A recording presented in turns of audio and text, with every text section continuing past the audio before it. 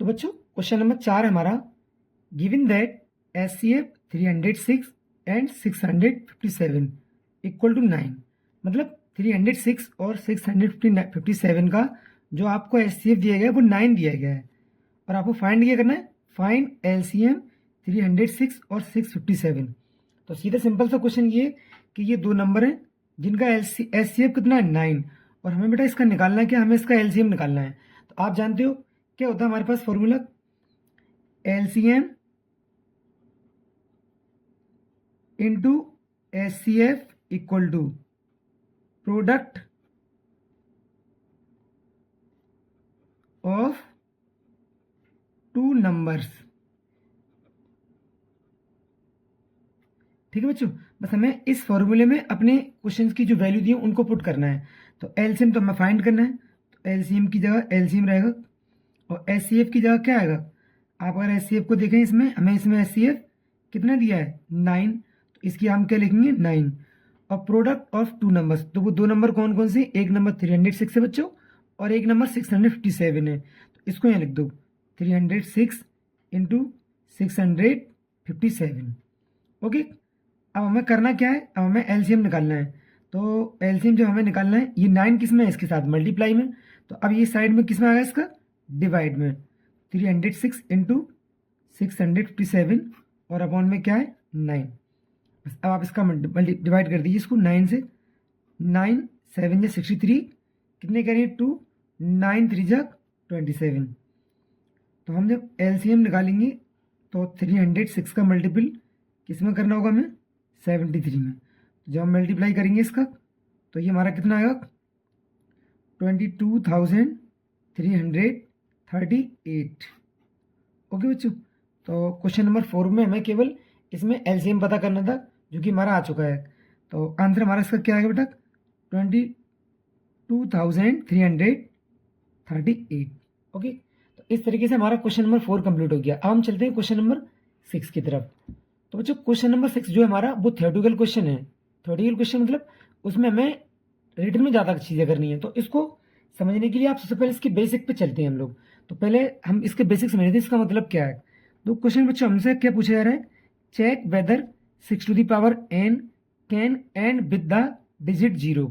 मतलब क्वेश्चन बच्चों हमसे ये कह रहा है कि 6 के ऊपर जो पावर n लगी हुई है, हम इसमें n की जगह पर फॉर एनी नेचुरल नंबर, अब नेचुरल नंबर आपको मैंने पढ़ाई थी अच्छे से, नेचुरल नंबर शुरुआत कहाँ से होती है 1 से, और इन्फाइनाइट तक जाते हैं ये नंबर। तो हमें n की जगह वैल्यू पुट करनी है। जैसे मान लो फॉर एग्जाम्पल मैं आपको यहाँ समझाता हूँ इस चीज़ को, आपको ध्यान समझना है। और इसमें की क्वेश्चन आपके एग्जाम में आते ही आते हैं, कभी 6 की पावर n वाला आएगा, तो कभी 5 की पावर n का आ जाएगा, या कभी 4 की पावर n का आ जाएगा। तो आपको बिल्कुल बेसिक बात समझनी है, और सारे क्वेश्चन एक ही तरीके से सॉल्व होते हैं। देखो मतलब क्या बच्चों कि हमें n की जगह वैल्यू पुट करनी है नेचुरल नंबर की, और हमें ये बताना है क्या कभी n की जगह पर नेचुरल नंबर पुट करने पर क्या लास्ट का नंबर हमारा 0 आ सकता है। तो देखो हमें n दिया गया है, इसका मतलब हम n की यहाँ पर क्या पुट करते हैं, हम n की जगह वैल्यू पुट करते हैं। तो हम n की यहाँ पर क्या रख के लिखते हैं 1 2 3, हम ये वैल्यू रख के देख लेते हैं, और भी वैल्यू आप रख सकते हो। तो क्या करेंगे हम, जैसे मैंने 6 की जगह 1 पुट किया, तो 6 की पावर 1 की वैल्यू क्या होगी बेटा 6। आप 6 की पावर 2 पुट कर लो वैल्यू, तो 6 इंटू 6, तो इसकी वैल्यू क्या निकल गई 36। इसका लास्ट रेट कितना है 6, और इसका भी लास्ट रेट कितना है 6। इस तरीके से हम क्या पुट कर लें 3 को पुट कर लें। इसका मतलब क्या है 6 का मल्टीप्लाई 3 टाइम, तो ये कितना हो गया 216। तो तब भी लास्ट में हमारे पास क्या आ रहा है 6 आ रहा है। तो आपको यहाँ से एक बात समझ में आ गई कि हम n की जगह पर कोई भी नेचुरल नंबर रख लें, हमारा कभी भी लास्ट रेट 0 नहीं बन सकता। अब 0 बच्चों बनता कब है, उसकी बात समझिए, जब हमारे पास कोई भी नंबर दिया जाए और उसकी फैक्टर हमारे 2 और 5 में आए। जैसे फॉर एग्जांपल आपको 10 दिया गया है और 10 की पावर n है, तो अब आप 10 के ऊपर कोई भी नंबर n जो दिया है, आप इसके पास कोई सा भी नंबर रख लो। जैसे मान लो हमने n की यहाँ पर क्या रखा, हमने n की यहाँ पर 2 रख लिया, तो इसका मतलब क्या हो गया 10 की पावर 2 की वैल्यू कितनी होती है 100। तो लास्ट रेट क्या आ गई इसकी 0। इसका मतलब ये होगा कि जो नंबर दिए जाएंगे वो 2 और 5 के मल्टीपल में होना चाहिए। मतलब इसका जो फैक्टर है, जो नंबर दिया है वो 2 और 5 में आना चाहिए हमारा, तभी हमारे पास डिजिट लास्ट वैल्यू जो होगी वो 0 आ सकती है। तो बस बिल्कुल सिंपल सा आपको सिंपल ये बात याद रखनी है कि जो भी नंबर आपको दिया है बच्चों, अगर उसके फैक्टर में 2 और 5 दोनों नंबर आ रहे हैं, जैसे 10 के फैक्टर में 2 और 5 दोनों आ गए, तो इसका मतलब ये है कि ये हमारा जो लास्ट डिजिट है वो हमें 0 दे सकता है, ठीक है, जिसमें 2 और 5 आएंगे। अब 6 में हमारे फैक्टर में क्या है, अगर हम 6 के फैक्टर देखेंगे तो 6 के फैक्टर होंगे 2 और 3, तो इसका मतलब हमारा 5 आ ही नहीं रहा इसमें, तो इसका मतलब हमारे पास ये कभी भी एन पे कोई भी नंबर रख दीजिए आप, तो कभी भी हमारे पास लास्ट डिजिट 0 नहीं बन सकती। तो बस उस चीज़ को मैंने यहाँ पर रिटन में आपके लिए कर दिया है। तो क्या है, if 6 to the power n ends with 6 to the power n end with 0, यहाँ पे 0 लिख लो, then it must have 2 and 5 as a prime factor। मतलब हमें यहाँ पर क्या दिया है कि अगर 6 की पावर n है और ये इसका एंड कहाँ से होना है, 0 पे होना है, तो must have 2 and 5 as a prime factor. तो इस 6 के जो प्राइम फैक्टर हैं वो 2 और 5 आना चाहिए। तो हमने बच्चों निकाल के देखिए 6 की पावर n के, अब 6 के हमने प्राइम फैक्टर निकाले तो क्या निकले 2 इंटू 3, तो 2 की पावर n और 3 की पावर n, मतलब ये हमारे ना तो ये हमारा 2 तो आ रहा है लेकिन साथ साथ इसके 3 आ रहे हैं, हमें जबकि आना क्या चाहिए 5 आना चाहिए था हमारा, तो हमारा 5 इसमें आ नहीं रहा है, तो हम क्या करेंगे, source that 2 and 3 is the only prime factor of 6 to the power n, so 5 is not a factor of 6 to the power n। मतलब क्या हुआ इसमें, हमारे पास हमने जब 6 के फैक्टर निकाले तो फैक्टर निकल गए 2 और 3 के रूप में, लेकिन आना क्या चाहिए साथ में 5 भी आना चाहिए था, तो 5 तो हमारा आया ही नहीं बच्चों इसमें। तो जब हमारे पास 5 नहीं आया इसका मतलब क्या होगा कि अब 6 to the power n can never end with the digit 0। इसका मतलब बच्चों ये होगा कि अब कभी भी आपके पास 6 पे आप कोई भी पावर लगाओ, कभी लास्ट में डिजिट n की डिजिट क्या नहीं आ सकते, कोई 0 नहीं आ सकती। तो बड़ा बेसिक सा सिंपल सा क्वेश्चन था, लेकिन ये इंपॉर्टेंट क्वेश्चन है, आप इस क्वेश्चन पे इंपॉर्टेंट डाल दें, क्योंकि इस टाइप के क्वेश्चन आपके एग्जाम में आते ही हैं, कन्फर्म आपके आएंगे एग्जाम में। तो आप इस क्वेश्चन को अच्छे ध्यान से, इसकी थ्योरी आपको हर किसी में ऐसी लिखनी है। अब कभी 4 की पावर n आ जाए तो आप यहाँ पर क्या करना, केवल वैल्यू यहाँ पर चेंज करनी है आपको, तो 4 की पावर n आएगी तो 2 इंटू 2 हो जाएगा ये, ठीक है, 7 आएगा तो 1 इंटू 7 हो जाएगा। मतलब आपको लैंग्वेज इस तरह से लिखनी है पूरी, जो मैं यहाँ पर लिखी है, आप इस तरह की लैंग्वेज लिख के अपने आराम से जो भी जितने नंबर का आएगा 3 या 5 नंबर का, आप आराम सॉल्व करके आ सकते हैं इस क्वेश्चन को, ठीक है बच्चों। तो चलिए अब दोस्तों हम चलते हैं नेक्स्ट क्वेश्चन, क्वेश्चन नंबर 6 की तरफ। तो बच्चों क्वेश्चन नंबर 6 हमें क्या दिया है, क्वेश्चन नंबर 6 बेटा हमें दिया गया है, explain why 7 into 11 into 13 plus 13 and 7 into 6 into 5 into 4 into 3 into 2 into 1 plus 5 are composite number. मतलब कंपोजिट नंबर, तो बच्चों सीधी सी बात है, मैंने आपको कंपोजिट नंबर सारे नंबर आपको पहले से पढ़ा रखे हैं, जिससे कि आपको चैप्टर में जब भी नंबर से रिलेटेड कोई बात आए तो आप आराम से पहचान पाए। तो कंपोजिट नंबर आप याद करिए, कंपोजिट नंबर बच्चों कौन से थे, कंपोजिट नंबर बच्चों वो थे कि जिनकी फैक्टर हमारे पास प्राइम फैक्टर 2 से ज़्यादा निकल के आते हैं, जैसे 12 है, अब 12 का प्राइम फैक्टर 1 भी होगा और आपका 2 भी होगा, 3 भी होगा और 4 होगा और साथ साथ 6 भी होगा और 12 भी होगा।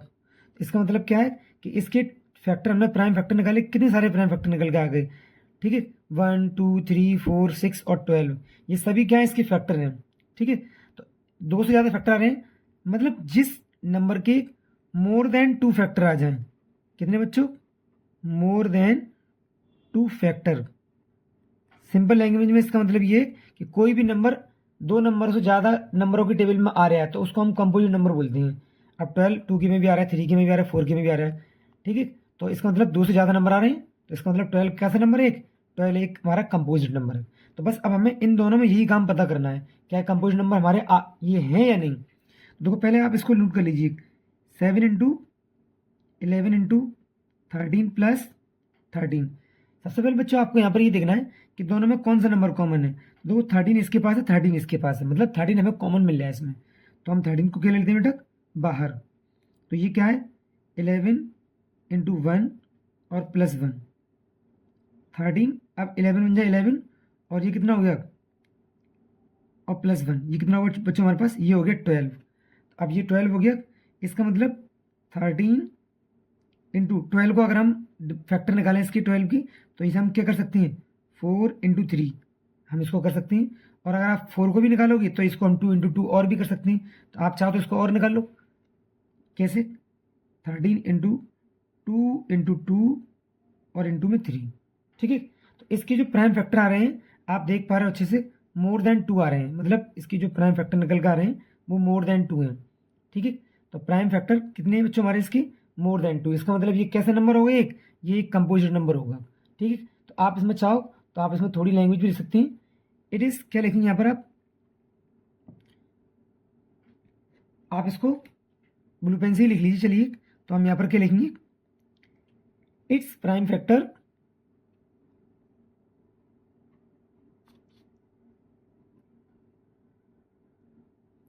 तो बच्चों इसमें हम लैंग्वेज क्या लिखेंगे, it is the product of prime factor कितने हैं 13 इंटू 2 इंटू 3 इंटू 2, तो मतलब it has more than 2 factors. अब इसके हमारे पास फैक्टर कितने निकल के आ गए 4, जो कि 2 से ज़्यादा हैं, तो हम क्या बोलेंगे, hence it is a composite number. तो इसका मतलब ये हुआ बच्चों, ये जो नंबर दिया है हमें, ये कैसा नंबर है, कंपोजिट नंबर है। सेम इसी तरीके से आपको इस वाले क्वेश्चन को भी सॉल्व करना है। ठीक है, तो इसको कैसे करना है वो चीज़ देख लीजिए आप। तो सबसे पहले बच्चों आपको ये देखना है कि हमें ये नंबर दिया गया है, इसमें कॉमन कौन सा नंबर है। तो हमने देखा इसमें 5 नंबर हमारे पास कॉमन मिल रहा है, तो 5 यहाँ पर भी है और 5 इसके पास भी है। तो बच्चों हमने क्या करा, यहाँ पर हमने लिया यहाँ पर 5 को कॉमन। जब हमने 5 को कॉमन लिया, ऐसे क्या बचा, 7 इंटू 6 इंटू 4 इंटू 3 इंटू 2 और प्लस यहाँ से क्या बचा 1। ओके, तो 5 तो हमारा बाहर है ही, और ये कितना है 4 3 12, 12 2 24, और इन सबका मल्टीप्लाई करेंगे तो कितना है हमारा 1008 और प्लस का 1, तो 5 इंटू 1008 और 1 कितना हो गया 1009। ठीक है, तो यहाँ पर हमारे पास क्या है, हर किसी का जो फैक्टर है वो 1 तो होता ही होता है बच्चों। इसका मतलब इसमें फैक्टर कितने हो गए, 3 फैक्टर हो गए, तो ये भी हमारे पास कितने हैं, मोर देन 2 फैक्टर है। तो इस नंबर को भी हम क्या बोलेंगे, कंपोजिट नंबर। ठीक है, क्योंकि यहाँ पर हमारे पास फैक्टर करने पर कितने नंबर आ रहे हैं, 3 नंबर आ रहे हैं, क्योंकि 1 तो हर किसी का फैक्टर होता ही है, हर नंबर 1 से तो डिवाइड हो गई होगा। तो 5 और 1009 और ये 1, ये हमारे क्या है, मोर देन 2 फैक्टर, तो it is the composite number. Okay बच्चों, तो हम इसमें लैंग्वेज लिख लेते हैं केवल सिंपल सी, जो हमने पिछले पिछले क्वेश्चन में की उसी की लैंग्वेज को हम यहाँ पर भी सेम टू सेम लिखेंगे। ठीक है, तो बच्चों हमने इसमें क्या लिख लिया, it is the product of prime factors 5 into 1009 into 1, मतलब इसकी जो फैक्टर निकले वो ये निकल कर आए। It has more than 2 factors, और ये फैक्टर जो हमारे पास हैं 2 से ज़्यादा हैं, तो hence it is a composite number. इसीलिए ये नंबर हमारा बच्चों कैसा होगा, कंपोजिट नंबर। और क्वेश्चन हमसे यही पूछा था कि आपको ये बताना है कि ये हमारा कंपोजिट नंबर है या नहीं। ठीक है, अब हम चलते हैं क्वेश्चन नंबर एक्सरसाइज का लास्ट क्वेश्चन, क्वेश्चन नंबर 7। तो बच्चों क्वेश्चन नंबर 7 क्या है, there is a circular path around a sport field, Sonia takes 18 minutes to drive 1 round of the field while Ravi takes 12 minutes for the same. Suppose they both start at the same point and at the same time and go in the same direction. After how many minutes will they meet again at the starting points? मतलब बच्चों क्या दिया हमें question में, एक हमारे पास एक circular path है इस तरीके से, मतलब हमारे पास एक सर्किल है। ठीक है, और इस पॉइंट से समझ लीजिए आप कि इससे जो पहला पर्सन है वो कौन है, सोनिया, और सोनिया किस स्पीड से आती हैं, 18 मिनट की स्पीड से। 18 मिनट में अपना एक राउंड पूरा कर लेती हैं। ठीक है, और इसी पूरे मतलब जैसे यहाँ से चल के लौट के यहाँ आ जाती हैं 18 मिनट के अंदर, और इसी सर्किल को एक दूसरा पर्सन है उसका नाम है रवि, मान लो हमने रवि को मान लिया यहाँ से, तो रवि जो है, रवि पूरा राउंड जो चक्कर लगाते हैं वो कितने मिनट में लगाते हैं, 12 मिनट में। ठीक है, दोनों की ये टाइमिंग दी गई है हमको हमें। अब सवाल हमसे ये कह रहा है क्या, suppose they both start at the same time, मतलब दोनों लोग एक ही जगह से स्टार्ट करें, मानो हमने कि दोनों को यहाँ से दौड़ाया दोनों लोगों को, same point at the same time and go in the same direction, और दोनों सेम डायरेक्शन में दौड़ रहे हैं। तो अब दोनों की स्पीड अलग अलग है, दोनों आगे पीछे तो जाएंगी same direction. After how many minutes will they meet again at the starting points. अब जब हम दोनों को दौड़ाएंगे बच्चों, तो पहले दोनों एक साथ एक जगह दौड़ेगी, जैसे मान लो हमने इस पॉइंट से दोनों को दौड़ाया, रवि भी दौड़े इस पॉइंट से और सोनिया भी इस पॉइंट से दौड़ी, तो पहले तो यहाँ मिल गई। अब कितने टाइम के बाद दोनों आपस में फिर मिलेंगी, हमारा क्वेश्चन ये कह रहा है हमसे। तो जब भी ऐसे क्वेश्चन आएगा हमें क्या करना है, हमें केवल एलसीएम निकालना है इस क्वेश्चन में। ठीक है, तो हमें पहले क्या दिया गया है 18 मिनट्स, तो जब हम 18 का जब हम प्राइम फैक्टर निकालेंगे तो बच्चों ये क्या निकल जाएंगे, 2 इंटू 3 इंटू 3। ओके, ऐसे ही हम निकालेंगे 12 की प्राइम फैक्टर, तो 12 के बच्चों क्या फैक्टर निकल जाएंगी, 2 इंटू 2 और इंटू में 3 निकालना बेटा हमें क्या है, इसका एलसीएम। तो आप देखिए 2 की सबसे बड़ी पावर कितनी है, 2 बार लिखा है, 2 की पावर 2 है, और 3 की सबसे बड़ी पावर कौन सी, 3 2 टाइम लिखा है, मतलब 3 की पावर 2। ठीक है, तो 2 की पावर 4 की वैल्यू बच्चों कितनी होती है, आप सब जानते हैं 2 2 जा 4 और 3 3 जा 9। तो जो एलसीएम निकला हमारे पास बेटा, ये क्या निकल के आया, एलसीएम निकल के आया 36। ओके, तो बस यही हमारे क्वेश्चन का क्या है, आंसर। लेकिन अब आपको उसने क्वेश्चन में लैंग्वेज दी गई है, ठीक है, तो हम एक छोटी सी लास्ट में लैंग्वेज लिख देंगे जिससे कि हमारे क्वेश्चन का आंसर क्वेश्चन के अकॉर्डिंग हो जाए पूरा। अब उसने हमसे रवि और क्या सोनिया की टाइमिंग पूछी थी, कब मिलेंगे, तो हम यहाँ पर क्या लिख देते हैं, Ravi and Seema,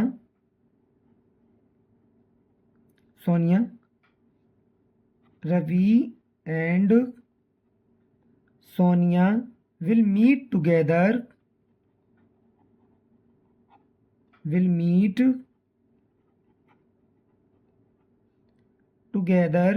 at the starting point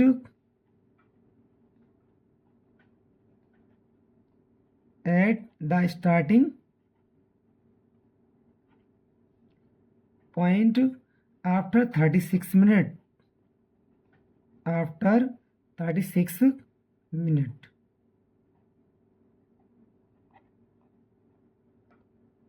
ठीक है बच्चों। तो बस ये हमारे क्वेश्चन का कंप्लीट सॉल्यूशन हो गया।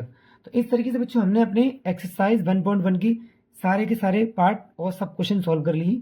तो बच्चों आपको नोट्स अपने पूरे अच्छे से बनाते चलने हैं जिससे कि आपको इन फ्यूचर कभी कोई दिक्कत ना हो, और आप अपने नोट्स को हमारा जो टेलीग्राम चैनल है और जो व्हाट्सअप ग्रुप है आप उसको भी वहाँ से इसकी PDF ले सकते हैं। तो अगर आपको वीडियो पसंद आई है तो वीडियो को ज़्यादा से ज़्यादा अपने दोस्तों के साथ शेयर करिए जिनकी बोर्ड के एग्जाम नज़दीक हैं, तो थोड़ी उनकी भी हेल्प हो सके।